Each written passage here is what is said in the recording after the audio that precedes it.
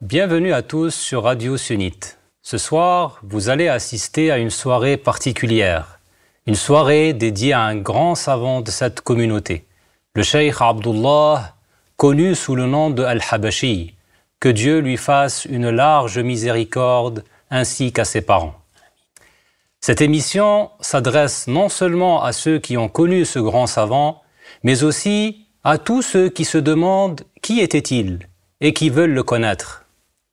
Nous allons d'abord recevoir le Hajj Daoud, qui va nous aider à en savoir un peu plus sur le Cheikh Abdullah, sa naissance, sa vie, comment il a appris, qui étaient ses enseignants. On diffusera également un extrait d'un reportage en arabe qui a été traduit en français et qui parle du Cheikh Abdullah, que Dieu lui fasse miséricorde. Enfin, et comme chaque soir, je vous rappelle bien sûr de partager le lien sur les différents réseaux sociaux. Accueillons tout de suite le Hajj Daoud.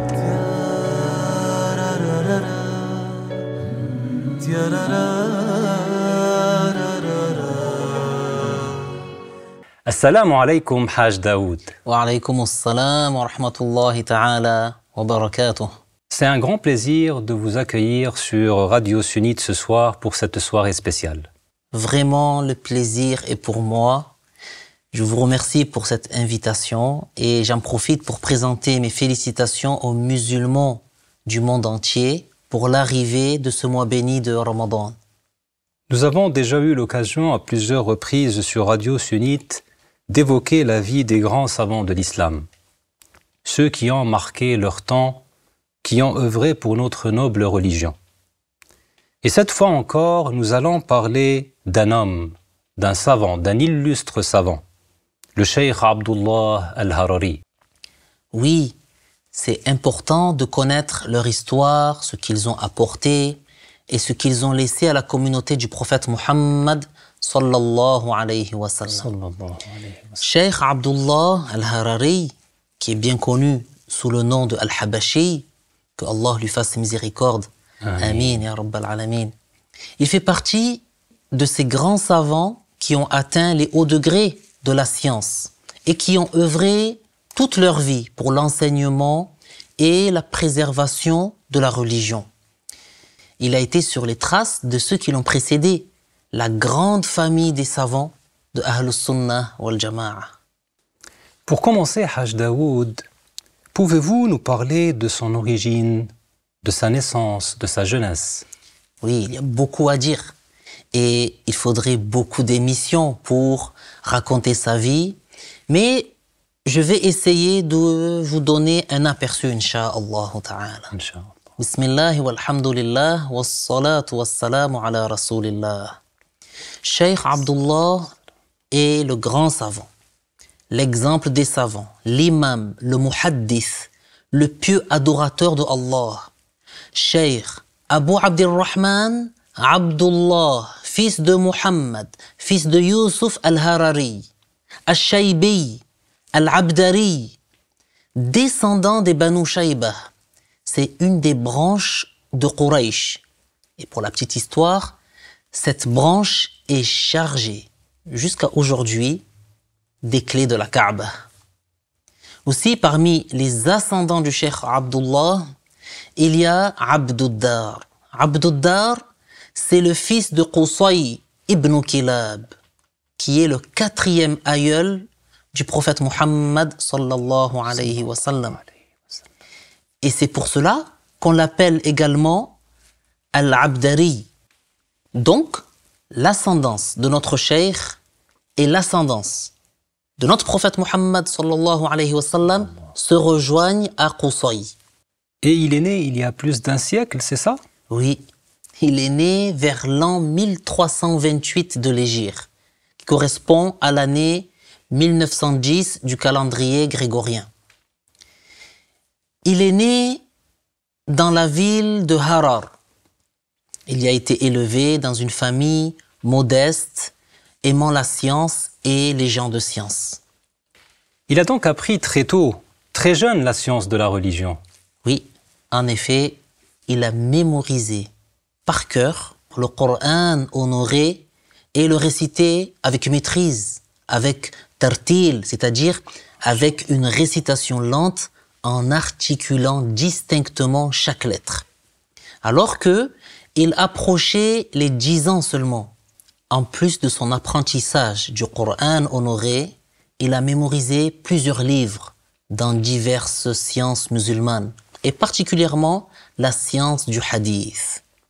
Il a ainsi pu mémoriser les livres comme le Sahih de Al-Bukhari, de Muslim, de At-Tirmidhi et beaucoup d'autres. Et il ne s'est pas contenté de les mémoriser par cœur. En plus de cela, il a appris les chaînes de transmission, les chaînes de transmission des hadiths, al-isnad.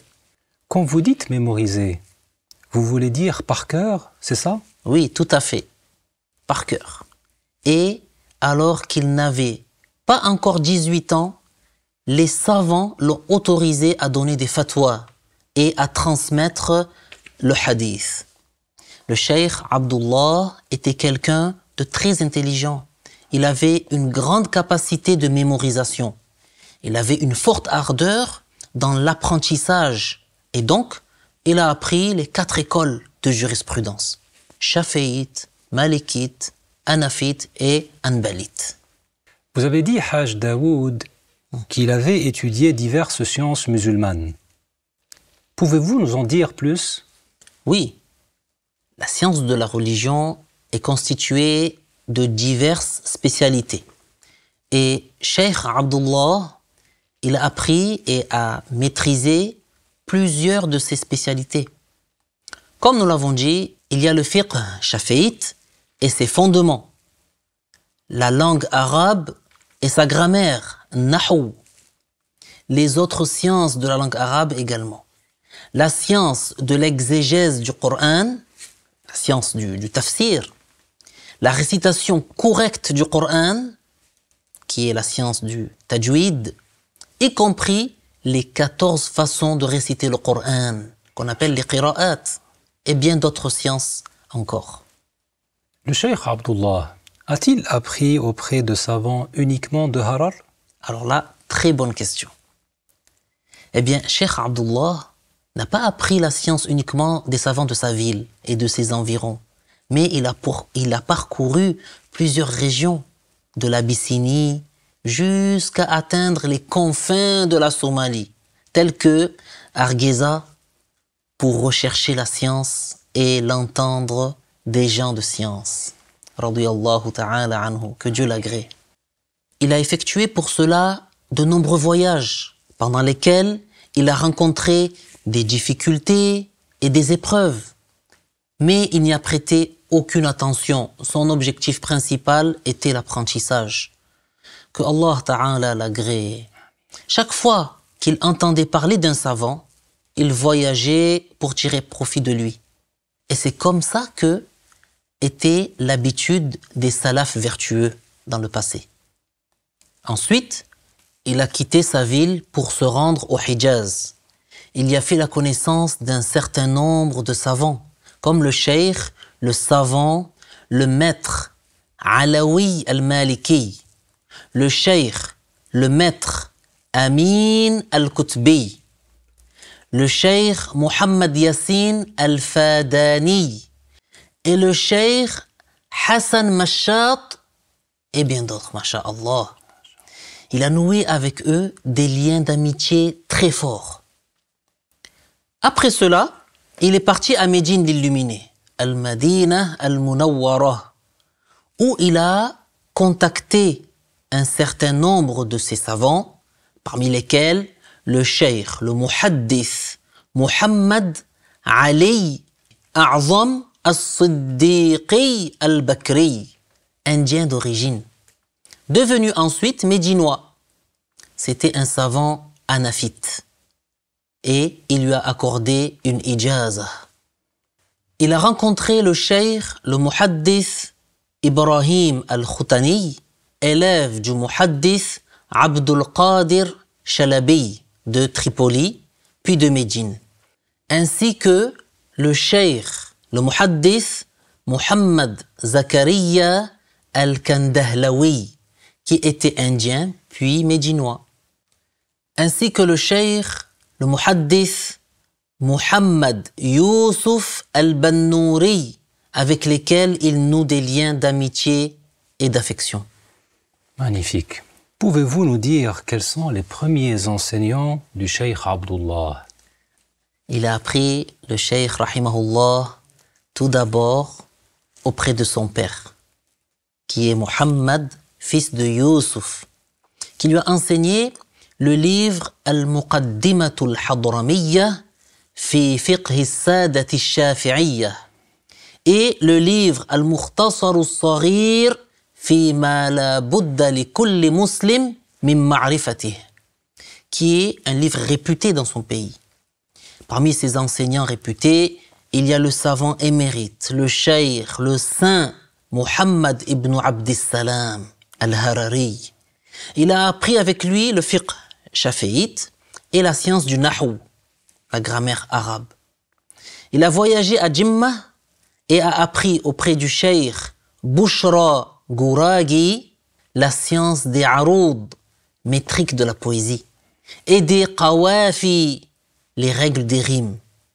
Il a appris aussi auprès du cheikh Abdurrahman ibn Abdillah al-Habashi, surnommé al-Misri.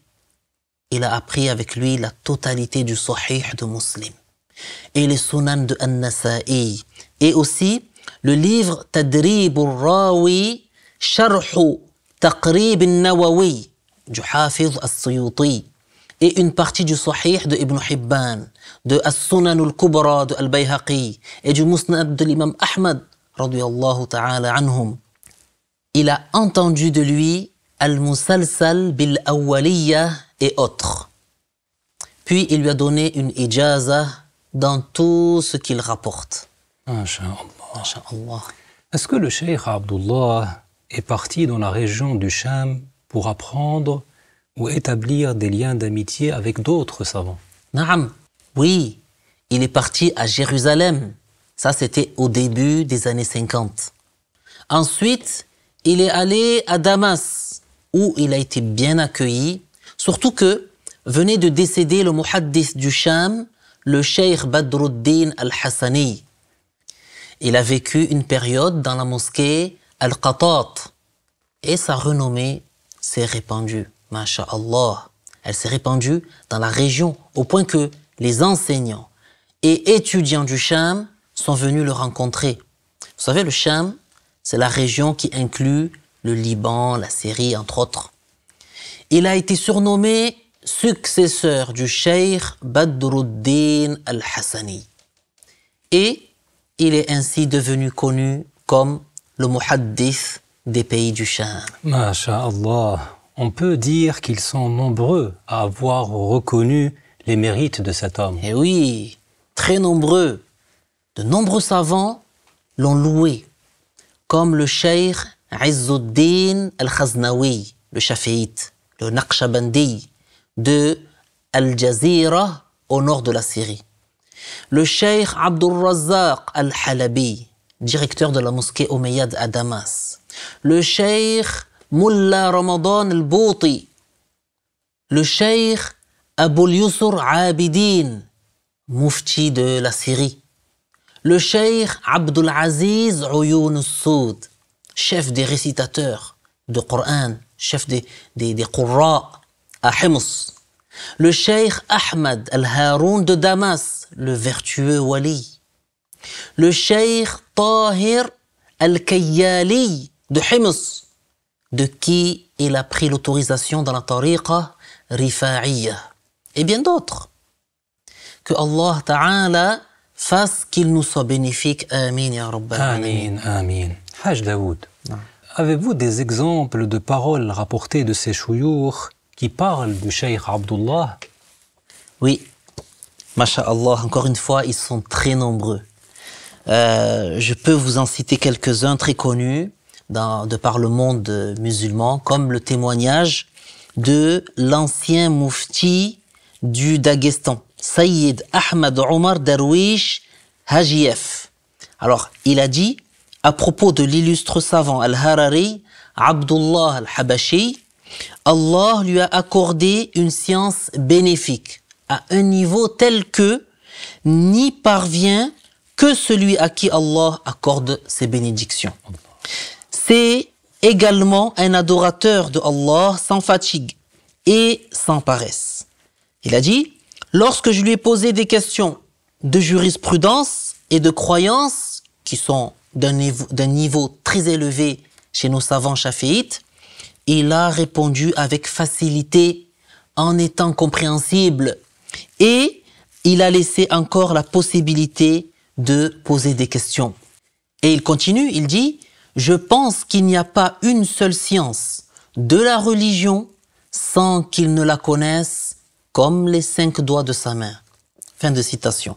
Ou encore, le témoignage d'un savant d'Istanbul, le cheikh de la tariqa al-Naqshbandiyya, le cheikh Mahmoud Effendi, le Hanafite, le cheikh Abdullah al-Harari est un grand savant musulman. Et transmettez ma parole, que personne ne lise dans les livres de Sayyid Qutb, de Ibn Taymiyyah ou de Abul A'la al-Mawdoudi. Écoutez, il y a aussi le témoignage du guide de l'association des savants de Ahlus Sunnah wal Jama'a dans la totalité de l'Inde, le cheikh Abdurrahman al-Bukhari. Écoutez ce qu'il dit. Il a dit, il ne nous a pas été donné de rencontrer ce grand cheikh et ce grand savant illustre, mais nous avons beaucoup entendu de lui. Nous avons pris connaissance de ses ouvrages fort utiles. Et nous sommes fort épris de sa personne, de sa science, de ses ouvrages. Nous l'aimons, nous le respectons et nous nous languissons de le voir et d'écouter ses propos. Et aussi, le témoignage du cheikh Muhammad Saïd Tanatirah, le Hanafite. Le cheikh Abdullah al-Shaybi al-Harari, l'illustre savant émérite, l'éducateur. Il est sur la voie du salaf vertueux. Il est sur la voie de Ahlus Sunnah wal Jama'a, sur la voie louable qu'ont choisi les salafs vertueux parmi les gens de la science, parmi les gens de science, de piété, d'ascèse, sur les traditions de Muhammad sallallahu alayhi wa sallam. Sallallahu alayhi wa sallam. En fait, depuis sa plus tendre enfance, le cheikh Abdullah n'a eu de cesse que d'apprendre jusqu'à devenir le grand savant que l'on connaît aujourd'hui. Pouvez-vous nous dire un mot concernant ça ou ses voies soufis? Ya Allah, masha'Allah. Comme nous l'avons dit déjà, il a reçu la tariqa Naqshbandiyya du cheikh Abdul Ghafour al-Naqshbandi. Mais il a aussi reçu la permission de la tariqa Rifa'iyya du cheikh Abdurrahman al-Sabsabi, ainsi que du cheikh Tahir al-Kayyali, et encore la tariqa Qadiriyya du cheikh Ahmad al-Irbini. Et il a reçu beaucoup d'autres tariqas encore. Tabarakallah. Nous savons que le cheikh s'est ensuite installé à Beyrouth, au Liban. Pouvez-vous nous en parler un peu? Oui, effectivement, Cheikh Abdullah, que Allah Ta'ala lui fasse miséricorde, s'est rendu à Beyrouth en 1950.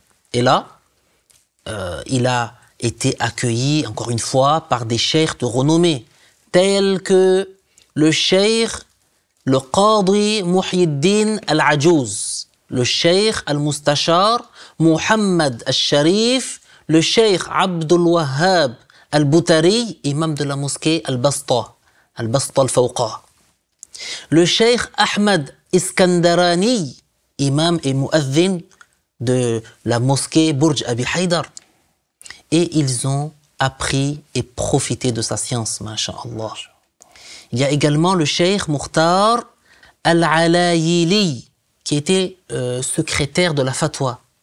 Il a reconnu l'honneur du cheikh Abdullah et l'ampleur de sa science et a même organisé sa résidence à Beyrouth pour enseigner dans différentes mosquées avec la caution de Darul Fatwa. Il a donc profité à bien des gens, à bien des personnes et en divers endroits. Et c'est là que, en 1969, à la demande du directeur de l'Azhar au Liban, il a enseigné le tawhid aux étudiants. Alhamdulillah. Si on devait résumer en quelques mots son objectif principal, quel serait-il? Eh bien, justement, j'ai choisi de partager avec vous un extrait d'un cours du Cheikh Abdullah Harari, rahimahullah ta'ala, afin de bien comprendre justement quel était son but. Très bien. On regarde ça tout de suite. Alhamdulillah, جمهور الأمة المحمدية مئات الملايين علماؤهم في الشرق والغرب يعتقدون ويدرسون ويعلمون أن الله تبارك وتعالى موجود منزه عن الحد والمكان. الحد معناه الكمية، فإذا قال علماء أهل السنة إن الله ليس بمحدود فمعناه أنه ليس شيئا له كمية، لأن كل شيء له كمية من الذرة إلى العرش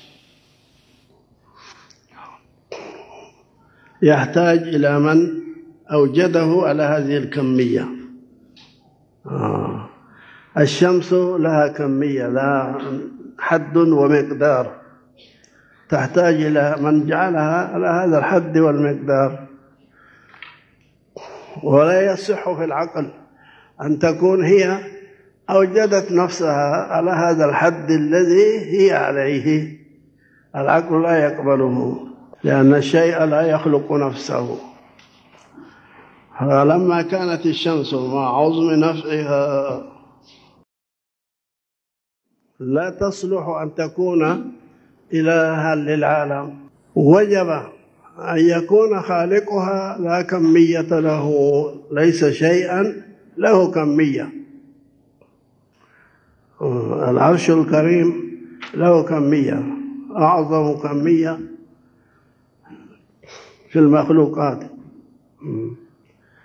يحتاج إلى من أوجده على ذلك الحد الذي هو عليه، ولا يصح في العقل أن يكون هو خلق نفسه. وكذلك ما بين الذرة والعرش يحتاج إلى من أوجده على الكمية التي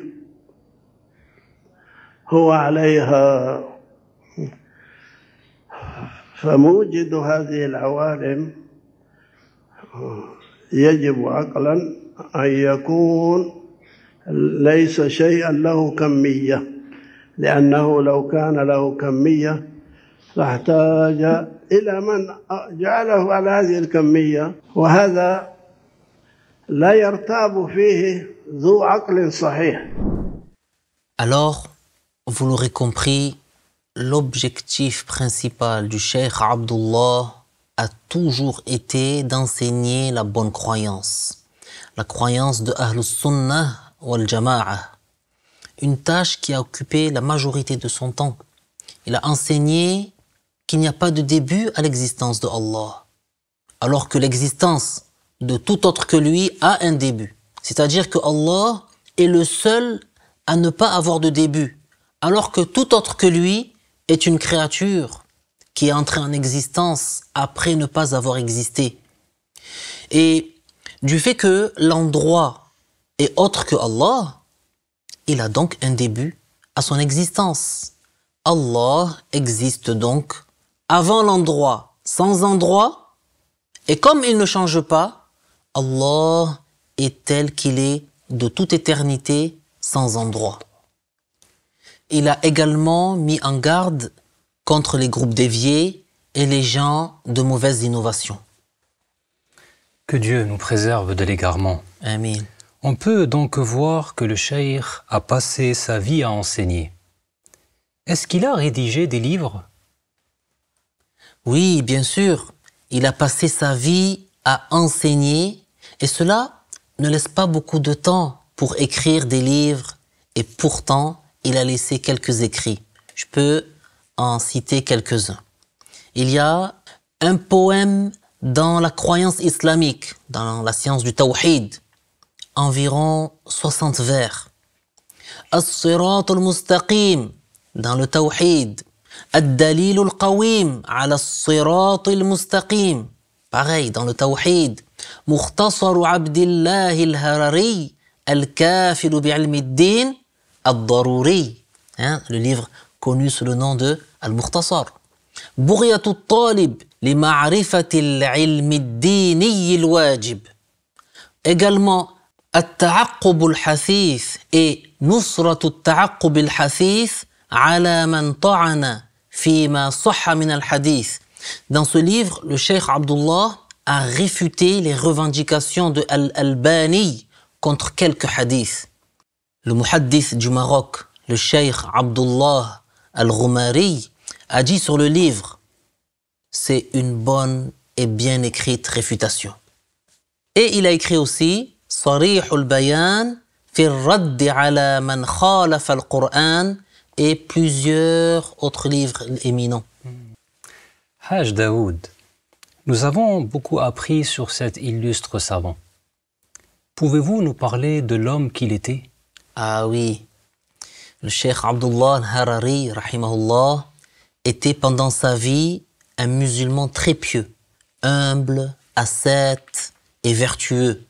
Comme nous l'avons vu, il a consacré sa vie à apprendre et à diffuser la science de l'islam et à mettre en garde contre ceux qui propagent des fausses croyances, des fausses idées au nom de l'islam.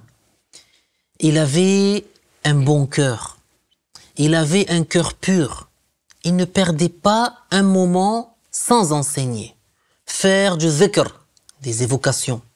Réciter le Coran, prévenir ou enseigner. Il avait la bonne croyance en Allah tout en s'attachant au Coran et à la Sunna. Il avait une très bonne mémoire et des preuves fortes, brillantes, masha'Allah. Il était connu par son grand effort pour ordonner le bien et interdire le mal, à tel point que les gens de la déviance et des innovations interdites l'ont craint. Et cela n'a pas atténué ses efforts pour les dénoncer, car Allah, tabaraka wa ta'ala, aide et défend les gens qui croient en lui.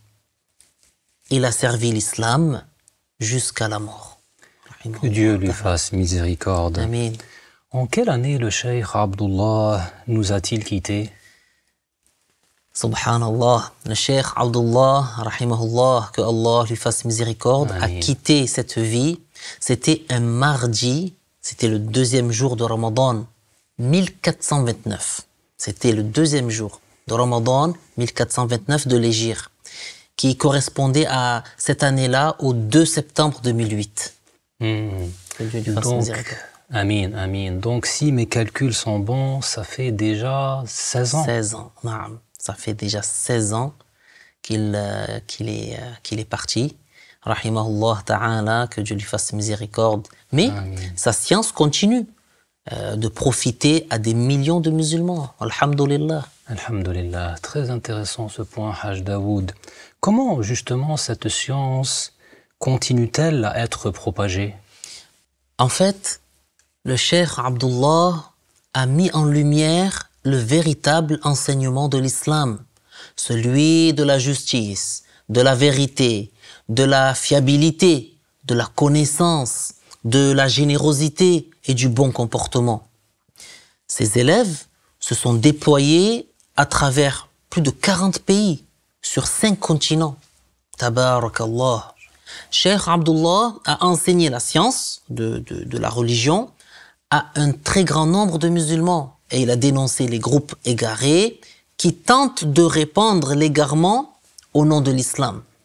Et ses élèves, par la volonté de Allah Ta'ala, ont continué son travail à travers l'association des projets de bienfaisance islamique, APBI, ou bien Jam'iyatul Mashari' al-Khayriyya al-Islamiyya et diverses institutions dans plusieurs pays. Masha'Allah. Alors, dites-nous en plus sur cette association, s'il vous plaît. Bien sûr, Al-Mashari' ou bien l'Association des projets de bienfaisance islamique, APBI, a et défend la croyance des centaines de millions de musulmans à travers le monde. Cette association a pour guide le Coran et la Sunnah du prophète Muhammad sallallahu alayhi wa sallam, ainsi que les traces des savants de l'islam, tels que l'imam al-Shafi'i, l'imam Malik, l'imam Ahmad ibn Hanbal et l'imam Abu Hanifa. Al-Mashari' suit le droit chemin, le chemin du prophète sallallahu alayhi wa sallam, de ses compagnons, de ses successeurs. Cette association œuvre pour l'enseignement de la religion musulmane, sain et éloigné de tout extrémisme. Barakallahu fikum, Haj Daoud. Amin. Nous approchons de la fin de ce programme. Avez-vous une dernière parole à dire? Amin wa fikum. Naam. J'étais ravi de pouvoir présenter une partie de la vie de cet illustre savant. Et avant de vous quitter, je termine par un verset honoré du Coran. Allah tabaraka wa ta'ala dit dans Souratul Isra, c'est la ayah 71, Yawma nad'u kulla unasim bi imamihim. Cette ayah, elle signifie, ce jour-là, chaque groupe de gens sera appelé avec leur guide. C'est-à-dire qu'au jour dernier, chaque groupe de gens sera avec l'imam qu'il avait suivi dans la vie d'ici-bas.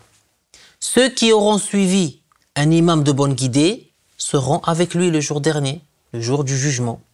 Et ceux qui auront suivi dans cette vie un guide corrompu seront avec eux leur guide corrompu.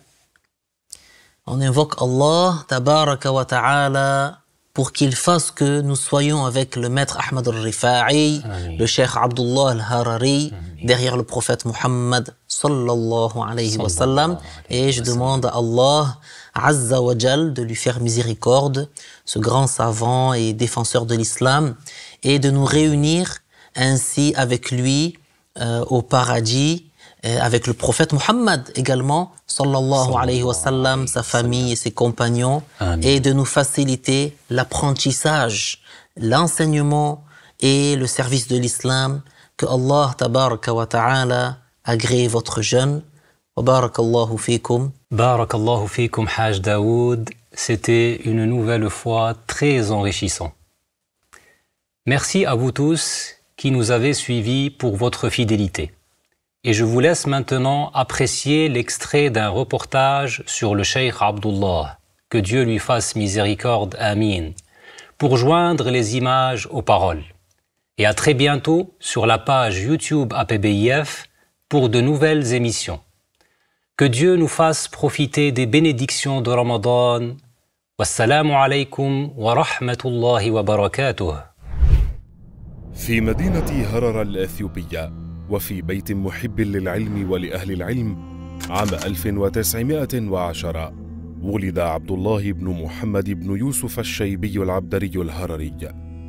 أطلق على الشيخ الهرري لقب الحبشي نسبة إلى مدينته هرر الواقعة في الحبشة.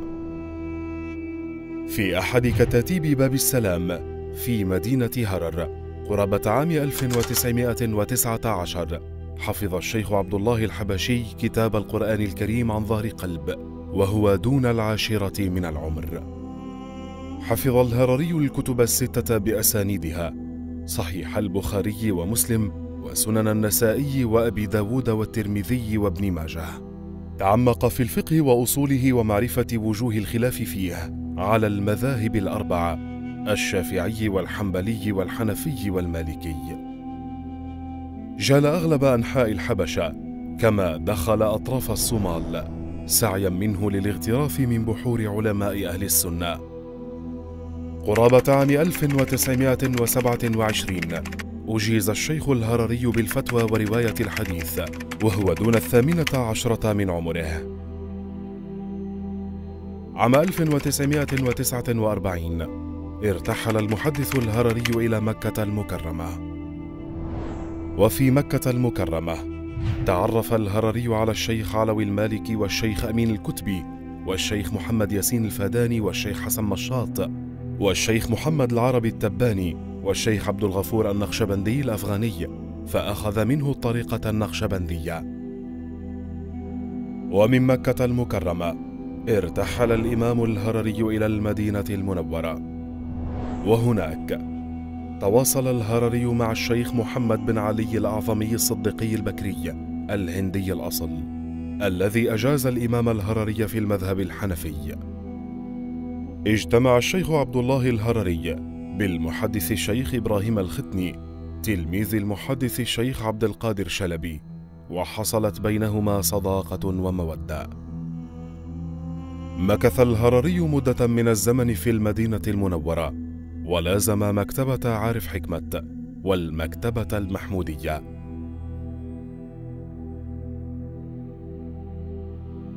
نكبة عام 48 لم تثني الإمام الهرري عن مواجهة الصعاب للوصول إلى بيت المقدس والصلاة في المسجد الأقصى المبارك في فلسطين المحتلة.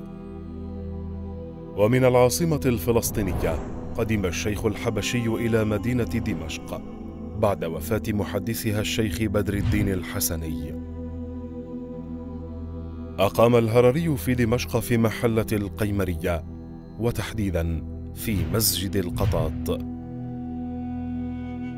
في مطلع خمسينيات القرن الماضي، وخلال فترة إقامة الإمام الهرري في مدينة دمشق أخذ صيته بالانتشار.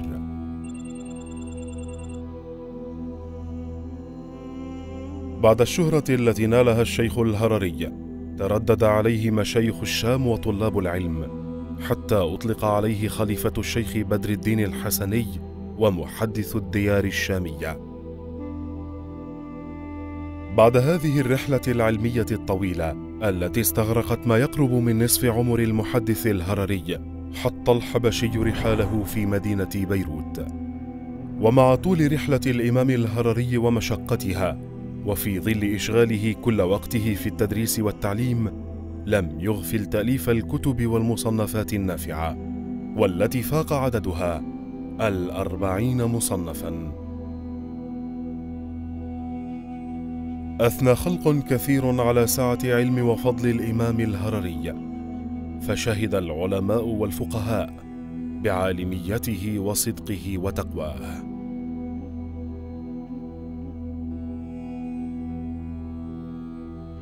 هرري سلطان الزمان، قمر بنور الحق بان.